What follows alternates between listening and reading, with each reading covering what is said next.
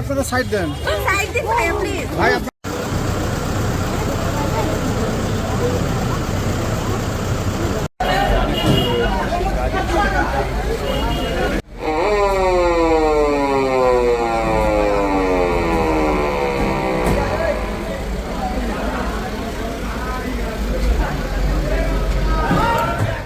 স্ত্রী দীর্ঘ সময় থাকার ইচ্ছা ছিল, সে জায়গায় দীপুমণি মাত্র কয়েক ঘন্টা 12 ঘন্টার সময় এসেছে। এত কষ্টের জিনিস এটা তো বলার অপেক্ষা রাখে না।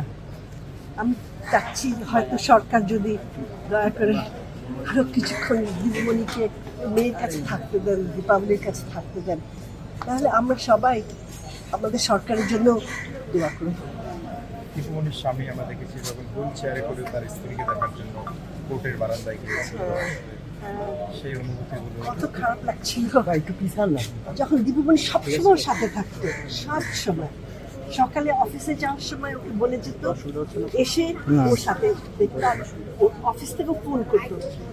আর ও তো কোনো কথা বলতে পারতো না, ও চোখের ইশারা দিয়ে বুঝাতে পারতো। একবার ব্লিঙ্ক করলে ইয়েস, দুইবার ব্লিঙ্ক করলে নো, ঘাড়ও একটু ঘোরাতে পারতো। এগুলো তো আর দীপুমণি পারলো না। যখন দীপুমণি জেলে চলে গেল তখন ও ওর ভাইয়ের কাছে যেতে হলো, ভাই ডাক্তার ওখানে ছিল, অনেক যত্নে ছিল, কিন্তু দীপুমণির যত্নে